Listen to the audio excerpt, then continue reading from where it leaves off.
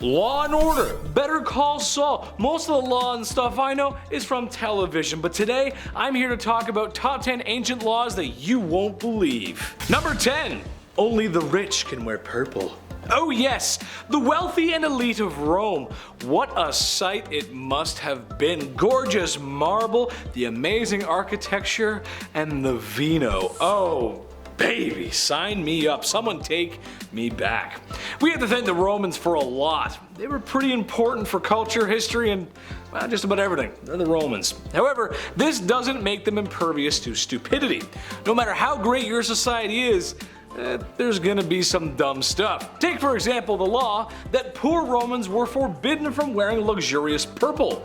Yes, that's right, Romans were gatekeeping purple. Listen, I love purple just as much as Samuel L. Jackson does, but you don't see me gatekeeping it. That's like me gatekeeping chicken parm. Something so delicious should be shared with the world. I would argue that any society that doesn't allow their citizens to purchase certain goods because of their wealth, well, they're missing the point, especially from a capitalist point of view.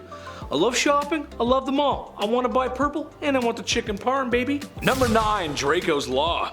Draco, the ancient Greek legislator, was sitting alone one day and said to himself, man, you know, I'm tired of petty criminals getting away with their petty crimes and their pettiness. So he, in a nutshell, basically said that anyone who commits a crime ever will have to pay with their lives. Ooh.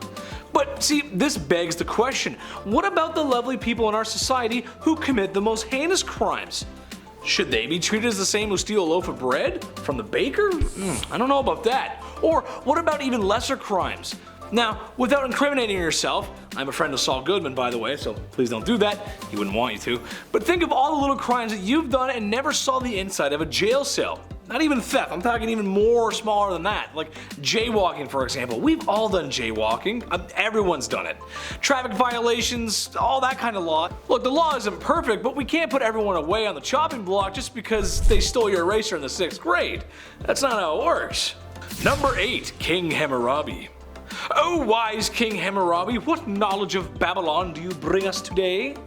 The law, how's that? Yeah, 282 to be exact. However, what's more interesting is the eye for an eye motto that these laws were written around. If a thief did get sticky fingers in the cookie jar, then perhaps he should lose the hand that was caught inside said cookie jar. Should a woman be caught with a lover, then her and the lover shall be tossed into the Tigris. A man can have multiple lovers, though that's fine, of course. Well, it has to be fair. Come on, it wouldn't be fair if a man couldn't do that. Come on. If someone accuses someone of something but can't produce acceptable evidence, then the person who was accusing would end up, well, not alive. I think you guys get the point. I have nothing to worry about because I'm a good boy, and I've never done anything wrong ever. Nope, I've never been in the timeout corner. Number 7. Hands off my Cocoa Puffs. Wheat, grain. Today a lot of our grains get consumed in a bowl of 2% milk for a healthy and balanced breakfast. I'm a man who enjoys a little Quaker life. It's good stuff. However, back in ancient times, grain was important. Grain makes bread, and that's about as plentiful and cheap as you can get. So the Romans took it very seriously. If you dare cut or take someone else's grain, you could wind up in some real trouble, Buster, but only if you were a man. The D-life penalty wasn't applied to anyone that was young or not a man. Instead, they had to pay back double what they took in grain. Today, if someone took my grain, I probably wouldn't have an issue with it. I live in the city. I got no room for grain.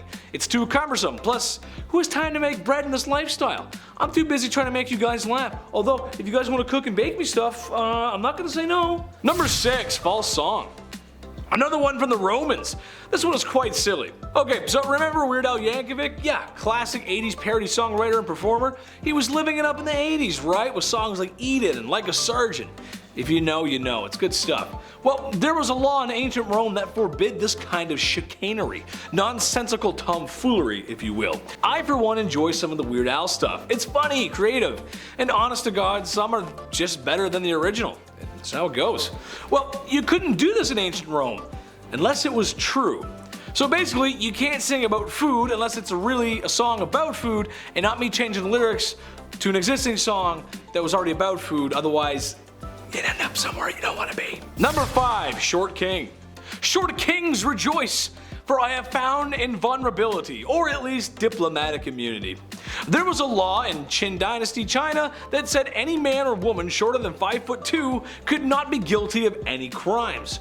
However, I'd like to ask a few questions, so Brianna, that's our lovely editor, she's fantastic, get ready for a speed round of questions. What if you were a kid who was over the height limit and committed these crimes? What if you had lost one of your limbs, thus making your height shorter even though your original height was more than the required height? What if it was a crime from a really long time ago and you shrunk with old age and now you're below the limit even though when the crime was done years ago you were over the limit? What if train A leaves Chicago for Detroit going 60 miles per hour and at the same time on an adjacent track a train leaves Detroit heading for Chicago going 45 miles per hour. Detroit is 280 miles away. So where are they going to meet up? What's going to happen? I don't know. Too many questions. My brain can't handle that. Oh man, too many questions. Number 4. Ladies in Yellow. Venice, 1400s. If the Assassin's Creed series taught me anything, is that it was a great time, and that running on rooftops in a unique white robe was just a part of life. I really miss those games, man. The new ones just, they kind of suck. I mean, we had it all back then. There was Venice recreated in all its glory, shops, stalls, mercenaries, thieves, and of course my favorite, ladies of the evening. In the game, these ladies can be hired to make useful distractions against the lonely Borgia guards. You can identify these ladies as there's a giant glowing emblem above them that says they are for hire. Well, they didn't have that back in the 1400s, obviously, so the business was doing so well, the red light district if you want to call it, that the Venetian government wanted the ladies to wear yellow. You know, in case you have to do any sleuthing about, if you know what I'm saying. Number 3, no armor in Parliament.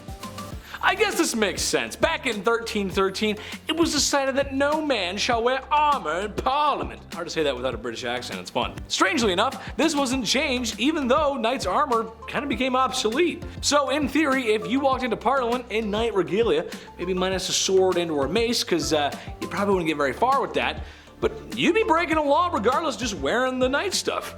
Supposedly this law has its origins from Edward II being picked on by other barons and nobles. I just think it's a matter of comfort really. Moving is one thing, but imagine sitting in a room with 100 other men and women wearing armor, no windows, and trying to hear a conversation. There'd be a lot of metal clanking, and on a hot summer day, might be a little stinky. Number 2, Napoleon Swine.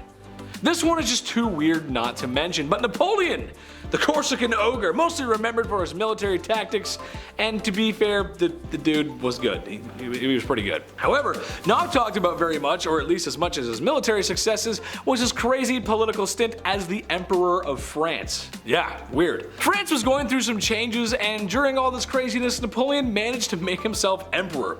And just like the revolution before him tried to give the people power, well, it kind of went to his head. Well, there's a lot of heads and deheading back then.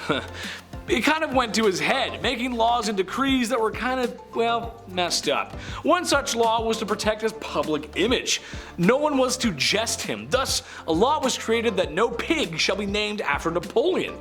Okay, fair, but in my opinion, naming anything after the guy who stripped you of your rights and plunged the world into what could be considered one of the first world wars ever, well, that's the last thing I'd want to name anything. Yeah, I wouldn't want that. I see you're drinking 1%. Is that because you think you're fat? Number 1, punishment of the sack. I just had to put this one in here.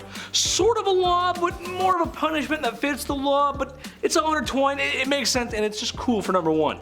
Basically, back in Roman times, life was good. They had so much time to think. Think about the sun, the moon, and the stars. Oh, beautiful, gorgeous. Well, they also had time to think about this really creative punishment.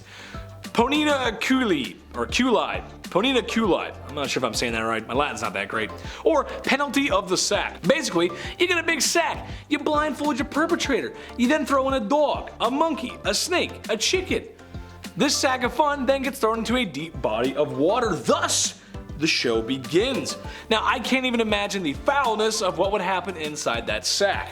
So, to avoid this, I will behave myself. No need to put me in the timeout corner. Plus, Saul Goodman's my lawyer. He's my friend. He can get me into anything. Well, except maybe a sack full of crazy screaming animals. That would be a horrible way to not live anymore. That would be pretty bad. Anyways, guys, that's been another video from Bumblebee. That's gonna wrap it up all for me today. Make sure you like, comment, and subscribe here at Bumblebee. Check out our Facebook. We got some behind the scenes content on there. And if you too want to live like the Romans do, then check out my socials somewhere down below. I stream sometimes in the weekend. It's fun. Come hang out with me. I'll make you laugh. I guarantee you. Come see me. I love you guys so much. Stay tuned, my little honeybees. I love you. In the game, these ladies can be hired to make useful distractions against the lonely Borgia.